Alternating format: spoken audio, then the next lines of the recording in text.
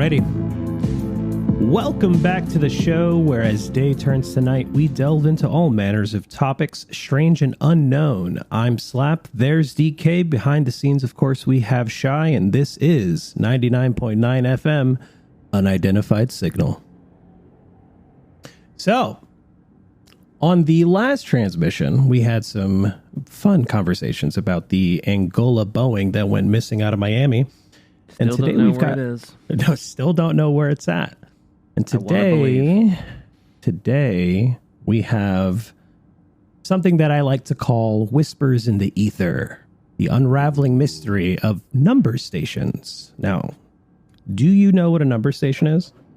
I don't really. I mean, I kind of knew what we were going to talk about on the broadcast today, but I don't know anything aside from they're kind of just gibberish signals. You know, that's not entirely inaccurate. That is not entirely inaccurate. So, number stations, right? They serve all manners of purposes, but most predominantly espionage, or so we think. Ooh, spy stuff. So I'm going to get right into it, and I'm going to read you a little story that I wrote specifically for today's broadcast on 99 FM. Okay, story time on Unidentified Signal. In the realm of radio frequencies, a peculiar and enigmatic phenomenon emerged during the Cold War era: number stations. Today, we embark on a journey to uncover the history, purpose, and the lingering mysteries behind these cryptic broadcasts. So our story begins in the mid-20th century, a time marked by geopolitical tension and clandestine operations. Think just a little bit, just a smidge. Yeah, think around tension, you know, end of World War II-ish, Cold War. I was going to say, so we're sitting right in the middle of like Cold War arms race. Everybody is just super high tension. Everything is stretched super tight like a bungee cord, and it is just ready to snap. Oh, 10,000%. That's exactly where we're at. You're in the right mindset. We'd love to see it. Mm-hmm. So, as nations engaged in covert intelligence activities, a peculiar method of communication emerged: the number stations. So what's a number station? These were shortwave radio transmissions, or radio stations transmitting seemingly random sequences of numbers, letters, or Morse code, and, as we'll cover in a bit, sounds, music even. Okay. So, and you said this was specifically for like espionage stuff. So I'm assuming there's got to be like a cipher for these number signals. Typically, yes. Now, I'm going to go ahead and on the record say that most of what we know of number stations is entirely theoretical. Oh. What they were actually used for, why they even exist, who was the transmission for, no one really knows those answers, although there have been a few cases in which things were linked to certain individuals or places or countries, and things happened as a result. But your typical person will absolutely engage in an exercise of futility by trying to decode these messages because they're seemingly nonsense. Ah, so even today, to this day, nobody's really sure why they were made, what they were made for. It's just the broadcast went out at this time, and then this other important thing happened, so maybe they coincide, and maybe it was like this number signal being used as a way to transmit messages over the airwaves. Yeah, exactly. Ooh, it's spooky. It's all vicious coincidence, realistically. Ooh. So we could be living in a world where these number signals don't mean anything, and it's just a coincidence. Yeah, I've got a few theories on that too. Ooh. But exactly, because we're now reaching a point in the world where these number stations, they've been around for over 30 years, and some of them despite tensions cooling or easing and the temperature lowering in certain locations, they're not exactly hotspots anymore, but these stations are still broadcasting. So that just leads the question of why. Well, why are they still going off? Like, who are they for? What are they doing? And wait, even to this day, they're still broadcasting? To this day. Oh, that's creepy. Like, there's probably a couple of signals, if not dozens, going off at this very moment, set to go off at, this time UTC all across the globe. And whoever's supposed to be hearing it has this chance and maybe a few more today to catch that message before something is presumed in error and they have to hit it again at a later date. Ooh, that's spooky. I don't know why, but like the realization that these broadcasts are still pinging off like radio waves and stuff at very specific intervals, something about that is really, really spooky. Like, it suddenly just got very cold in the studio. I don't know if you felt that chill down your spine, but it definitely feels like someone left the windows open. Ooh. Yeah. It gets me excited. And I'm very nervous excited, all the same. Oh, whew. Yeah, no, I feel that too. I feel that too. Okay. So, used by intelligence agencies across the globe, number stations served as covert means of communicating with spies in the field. The messages, often encoded, provided instructions to operatives without the need for direct contact. One notorious example is the Lincolnshire poacher. For our listeners out there, here's a sample of said signal. 0, 2,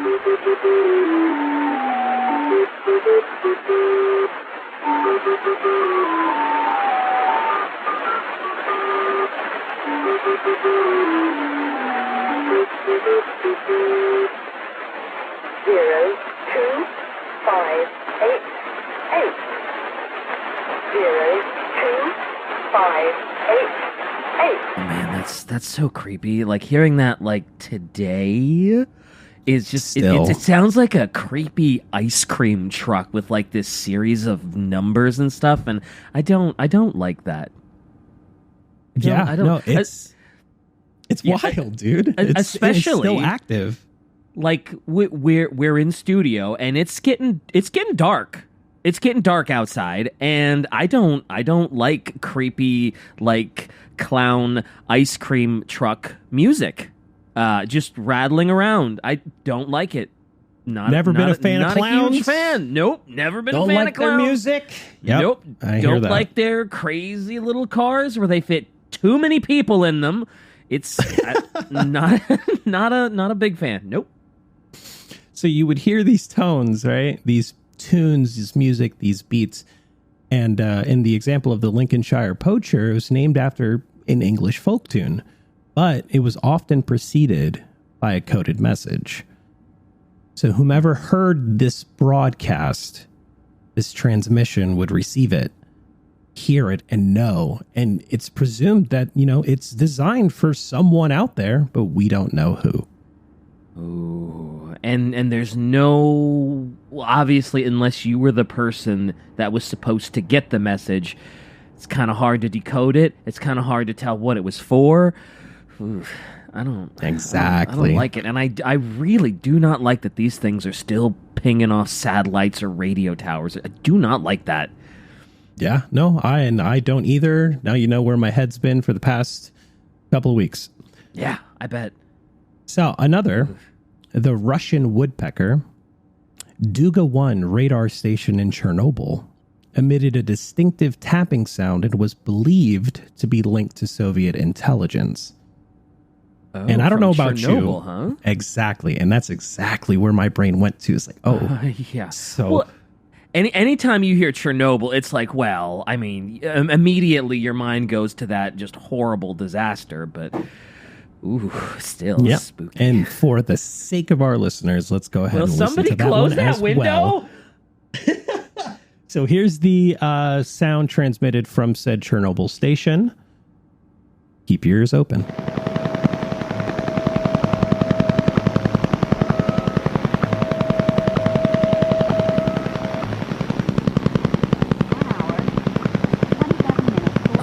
That's creepy. Oh boy, and that was just pinging from Chernobyl, near Chernobyl, directed towards Chernobyl. Like how? Because that just sounds like, it almost sounds like, when you leave your phone next to like your computer or electronics and a message, and you get that little. It sounds like that. Yep. And then you can kind of hear like this voice in the background rattling off like codes or whatever, and it's like, oh man. Yeah, and it's a wild concept. And to answer the question just as plainly as I can, they were in, of, and around Chernobyl and Pripyat and other locations, close enough to be observant, but far enough to be indiscreet. So things like this, these stations, some of them aren't broadcasting anymore today, given the disaster that happened over there. Yeah, However, these signals, some of them are, because they were far enough, and we intercept those signals. And nobody, and oh boy. So when did these signals start? Was it before the disaster? Like how close to the disaster did these things like originate? So there's no, and I don't. Based off everything I've read, it's no definitive answer, but presumably all set up before. Oh, I was afraid you were going to say that. Like a long time before? Where it's just coincidence? Or was it like that is relatively for you and our listeners to decide. Stop. Mm-hmm. Oh no, don't do that to me. Yeah, enjoy that thought process. Yeah, here at Unidentified Signal 99.9 FM, we love to leave you with a little bit of the old brain rot. You're welcome. So it could just be coincidence. This could be completely coincidental. It could have nothing to do with nothing. To be fair, it could have nothing to do with just coincidence. Just, it's Chernobyl. It's a boring time. They're just, hey, look at us. We're trying to push forward the idea of nuclear power, and we need something to do in our spare time. So let's just set up some weird signals. It could just be that. It could be, but it also could not be. Shut up. You're listening to the Unidentified Signal 99.9 FM. Well, let me give you a nugget. I'll throw you a line. Okay. So, in 2001, the U.S. actually tried the Cuban Five on the charge of spying for Cuba. Now, this is one of the few instances in which number stations were involved with communication that someone was able to intercept and successfully decode and link to individuals. Oh, so they managed to get one. They managed to figure out one of these number signals. Exactly, right. So our U.S. Defense Intelligence Agency analysts were able to intercept the signal and determined with confidence that there was encrypted shortwave radio transmissions for Cuba containing information to and from an undisclosed location in Cuba to operatives within the U.S., all charged and convicted due to espionage. Ooh, that is still really, really spooky, especially in that time period that like they're just sending out these crazy signals in Cold War time. That's just, that is dangerous. Exactly. And then there's other situations where we have some that have been going on for so long, and they're so notorious in the shortwave radio community that, well, what of it? What's going on with this? So one such example is UVB 76. That's the identifier, the mysterious buzzer. Barely seems to broadcast anything but its signature droning tone. So while no government agency has yet admitted to operating that station, the most likely suspect is the Russian Foreign Intelligence Service, or SVR, the agency in which German spies, popular Andreas and Hydron, belong to. So we have a station in Russia with two sister stations, all emitting in varying tones and frequencies a droning sound that can only be decoded, presumably, by those with the encryption. And here's that sound if you're curious.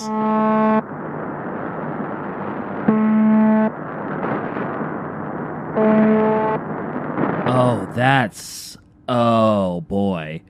Yeah, that, how, I'm not even sure how you would go about even trying to decrypt that, because it's like you say, it's just buzzer sounds. Like there's no, like at least with the other ones, like you can hear a number sequence and you can be like, okay, well that's a secret code and there's a cipher for it somewhere, and okay, like I could this one is just buzzers. Exactly. I hate it.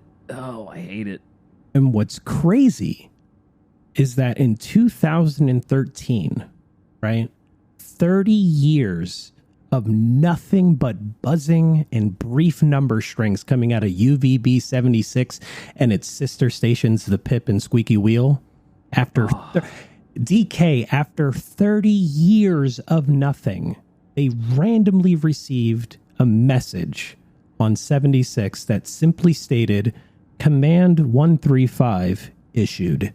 And that was it.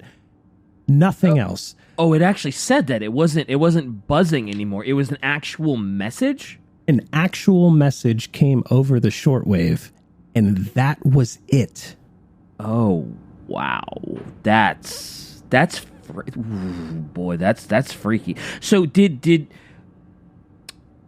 anything in the world happen at that time or near that time where they were like, oh shoot, that code was, they were talking about that? Was there anything like that? So there's three theories, because nothing of note happened, but there's three running theories with this particular transmission. And it was, the first being, what if it was just a test message to make sure that after 30 years, this thing is still working? Oh, that's fair, actually, because it's a 30-year-old broadcast, so they probably would want to see if it's actually still functioning. I guess that's fair. Right? The second was a exercise for simulated war footing. Basically, if anyone privy heard this command, they would gear up and prepare for the next big conflict. And again, could have been a test exercise, but we have no way of knowing. The third, potentially my favorite of the theories, is still a test, but to open your mind to the concept that what if these randomly stopped? Is it stranger that they're still broadcasting? Or is it stranger yet that one day, for 30 years of continuous broadcasting and then some, that they just ended? Ooh. So it's like the signal being up and running to like anybody that's privy to what the station is for. It's like, oh yeah, as long as it's up and running, don't do anything. Yes. But if it stops, then you gear up and then you do whatever crazy. Ooh, don't love that either. Ooh, right? Ooh, so ooh. that concept is actually super common with like field communications, right? Because there's check-ins, right? We've all seen movies and played games where someone will hop on the radio and just check in. Okay, right. And it's if supposed you don't to hear be from me for an hour, come in guns blazing and save me. Right. Ooh, okay. So in situations like that, it's not entirely out of the realm of possibilities that, you know, there's other stations utilizing similar tactic where you hear the same transmission every so often at the same time every time it goes off, or every day that it goes off. In the event that it doesn't, this is what happens. This part of the conversation is a pure unknown, because we don't know, like, while some of these stations exist in Russia, exist in the United States, exist in Cuba, exist all across Europe and Asia as a whole, like even Australia and New Zealand. Like, we don't know who actually owns these stations, nor do we know who actually utilizes the stations.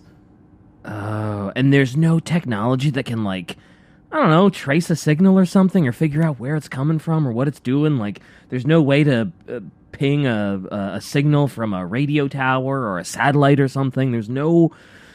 It's just a complete mystery? Not efficiently. Ooh. We're talking about radio frequencies that can bounce off the ionosphere and be received across the globe. Ooh. Yeah, that'd be a tough one to intercept, wouldn't it? Or at least pinpoint, trace. Because if it's just bouncing off the ionosphere, it's like, well, good luck tracking that. It could have bounced 1 billion times before they got it. Exactly. And speaking of incoming transmissions, it sounds like we've got a call from one of our listeners. As I was driving home, something dark crossed the highway. I caught a small glimpse of the thing in the headlights. Leave the city. You're not safe here anymore. And thanks for calling. Well, thanks for calling into Unidentified Signal 99.9 FM. Appreciate the call. Keep listening. Appreciate the call. Appreciate the call. Right on cue, sir. I appreciate you. So, let's get back to the meat. All right. These stations operated on shortwave frequencies, so like I said, making them accessible globally, yet difficult to trace. The broadcasts were often characterized by a mechanical or robotic voice, further adding to the eerie and clandestine nature of these transmissions. Yeah, you probably would want to use a robotic voice. Nothing traceable, nothing that would give away anyone's identification. Yeah. 100%. So as the Cold War thawed, many of these number stations continued their broadcasts, leading to the mystery surrounding their purpose. And with the advent of more advanced communication methods, why did these stations persist? Who were the intended recipient of these cryptic messages? How hard is it to actually do this? Like, what sort of equipment do you need? Because would it just be a situation of like, well, the Cold War's ended, and maybe they just left it? They, just to be brother, like, they'll never find us, because if we just leave the station running, they'll eventually just show up to an empty box in a hole. Realistically, yeah. And for $20 or $30, you could theoretically make your own shortwave radio. Oh, it's that cheap and easy to do? It's that cheap. Oh, don't love that either. Right. And you could even access some online, little higher quality for as low as $100.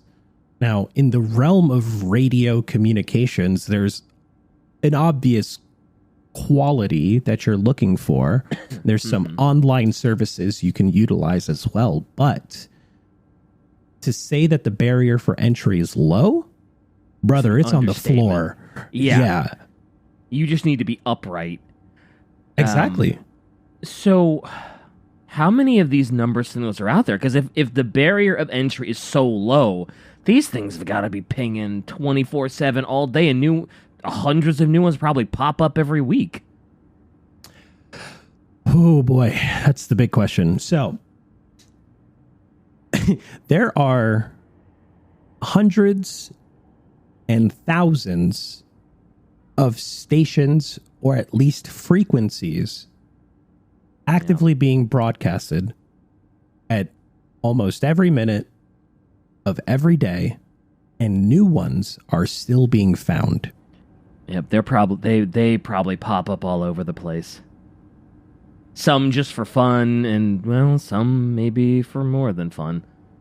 The craziness of it is, after the Cold War, this sparked a lot of interest with shortwave radio enthusiasts. There are forums, groups online, spreadsheets just cataloging the proposed or assumed origin of these signals, where these towers might actually be, and There's identifiers to denote, are they English? Are they Spanish? Are they Russian? Are they mixed frequency? Do they have multiple languages in them? Are they predominantly a tone? Are they followed or preceded by music? Do they have all of these other identifiers? And there's some folks online who've created a key to catalog every single frequency that they find. Now, shortwave radio, or at least as far as I understand it, can exist on a frequency of like 1.7 to 30 megahertz. And depending on the strength of your equipment, each individual increment, and we're talking decimal points on a frequency scale, can be a host to a secret cryptic message designed for someone we don't even know exists. Oh, man. And there's so many of these things that it's not... Whew. Oh, boy. Yeah, because there's so many of them that, like, how were you ever going to trace that? It's like, oh, yeah, this one was used for the spooky, scary thing.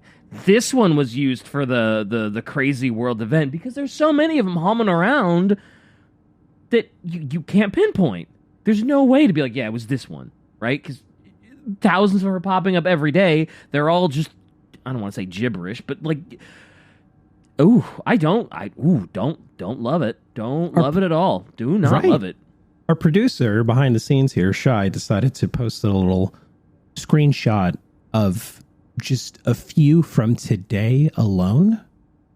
Look at the intervals, and this is just a small snippet on the entire band. The whole spectrum, this is just a couple of hours. And if you look at all of them, they're all different. Yeah, they are, aren't they? Ooh. Yeah, so... Definitely not as catchy as 99.9 FM. No, definitely. The number sequence definitely not as catchy as unidentified signal 99.9 FM on your radio or internet device. It's true, man. Definitely. And it's conceptually, does this not blow your mind? Like, for me, I'm like addled. My brain is just sitting in these things like, well, but what if? But what if? But what if? We can play the what if game all damn day. Oh, it's wild. Oh, it's crazy. There's a lot storming around in the old brain case right now of just like, God, there's so many of them, and because there's just like, you can't see the forest for you can't see the forest for the trees. The saying. Can't see the forest for the trees. Something like that. Yeah, can't see the forest through the trees. Yeah, through the trees. Yeah. Because there's just so much you can hide in plain sight, and it's just like, ooh, if somebody did want to do something devious with these radio transmissions or with these shortwave radio, you could. All you need to do is both parties just need to know what the identifier is and when it pops off and what to do when certain thing happens, and you could totally use this. Ooh, I don't love that. Do not. Nope. Don't love it. So you're touching on I said that is the word that is the sentence of the day today is I do not love it. Get one of our listeners can call in and tell me how many times I've said that today, because it's been a lot. I'll be looking forward to that one. Yeah, looking forward to that call. So we'll touch on it. Today, the mystery endures. Number stations have not faded into obscurity. Rather, they've found a new audience among curious enthusiasts and conspiracy theorists. Like I said, these shortwave radio communities have effectively just cropped up to collect this information, and theories abound, ranging from espionage activities to maintaining a method of communication in the event of a global catastrophe. So if the signal were to ever stop, it's hitting the fan. Things are happening, you know? Yeah. So while some believe that these stations may still serve a covert purpose, others see them as relics of like a bygone era, echoing just the secrets of the past. Yeah. Which there are still some that for 30 years have been just broadcasting the signal nonstop, right? And what if the person responsible for the signal or turning it off just left, vanished, disappeared, died of natural causes even, and they never got a chance to turn off the signal? Exactly. So as we delve into the archives and explore the airwaves, the enigma of number stations just persists, reminding us that even in our interconnected world, echoes of a clandestine past linger in the whispers of the ether. Ooh. You know what makes it so spooky, too, in my head, is like, probably 99% of these are completely harmless, just people messing with like shortwave, ham radio type things, but it's just like, you always go to the worst case scenario. Like in my brain, it's always like worst case scenario, and I'm just like, there's someone out there that's doing espionage signals that is looking to destroy the world. They've got some universe bending secret that they're just and it is like catastrophe, doomsday. The 4 horsemen of the apocalypse are sending each other messages. They're right, like they're sending, like there's a little ham radio message. It's the ice cream truck one, and it's like do initiate the end times, and then they all just storm. And so, like, my brain is just going right to, like, worst case scenario of, like, there's a secret shadow organization that's plotting the end of the world. And more than likely, like, there's probably nothing like that. It's probably just people interested in shortwave radios and just sort of, like you said, relics of the past. There might be some shady stuff, but that's probably less than 1% of the radio stations. And it's like, but my brain immediately is like, conspiracy. Oh, someone's out there. They're out there. They're out there. I am sleeping with a nightlight tonight. Yeah. So it's like, what's your favorite flavor of conspiracy? Mine is the one that keeps me up at night. And as long as nothing happens to our homely little studio here in Augury Point, I'm okay. Yeah. It's. I don't know if it's just me. I don't know what the actual temperature outside is, but it's a cold night in New Mexico. Okay.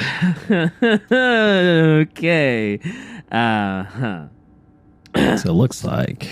But yeah, that's a great question, Shire. Producer says, I wonder if it seems like a relic, an outdated tech, is actually getting more difficult to track as tech moves toward more and more digital comms and tracking digital communications. And that is like an extension of exactly what you just said, DK, because the more and more people who hop on these frequencies, the more muddied it gets. Yeah. Because now we don't know, even more than we already didn't know, where these signals are effectively coming from. And it's like, it's so true. You said 99%, lesser 1% is actually something out there. The other 99 is just noise, right? And it could very well just having be fun. that. You know, people having fun with a bygone relic, as you said. Just people. It's so true. It is really true. And what's also crazy is it's a tactic that's actively employed by, secret organizations where they might, it's like 2 truths and a lie, except we're telling 87 lies and 1 truth. Which signal is the correct signal of the 88 that are being broadcasted? Now expand that number to 888,000, which one is correct? We're looking for a single frequency in a sea of frequencies, the proverbial needle in the haystack. Yep, I was about to say that. Ooh, boy, that is very easy to hide a signal in all of that noise. Exactly. You're definitely sleeping with the lights on tonight, for sure. Mm-hmm. Check Close the batteries. Windows. Yeah. Get the locks, check images. Check the generator. At the edge of your eyesight might actually be there. Just be weary. Check the battery in the flashlight. What is it? Just because you don't believe in them doesn't mean monsters don't exist. I like just because you don't believe in them doesn't mean they don't believe in you. Oh yeah. Yep. And the signal's coming from inside the studio. We're on the air. Lock the door. Lock the door. Get the door. Bolt the windows. Yeah. What was the quote in Constantine? Like, I don't believe in the devil. And Constantine's like, well, you should, because he believes in you. And it's like, ooh, stop it. Stop it. Man-made horrors beyond our comprehension is... Yep. And this one is just it's so eerie and unsettling because, like I said, it's just your mind racing to like worst case scenario. There's probably not really anything that crazy, but it's just you go to immediate worst case. Oh, I hate it. Listen, so thank you for ruining my night's sleep today. You're appreciate welcome. Appreciate it. So welcome. As it is, it's because it's dark now. It is pitch black outside. Literally can't see the forest for the trees outside if there were any. So thanks. Appreciate that. It's going to be a great drive home. If my radio cuts out on the way home, I am going to find you, Slap, and we are going to have a conversation. Perhaps just talking. shortwave. Just talking. Oh, you. All right, you wanna send our listeners home, Slap? You wanna?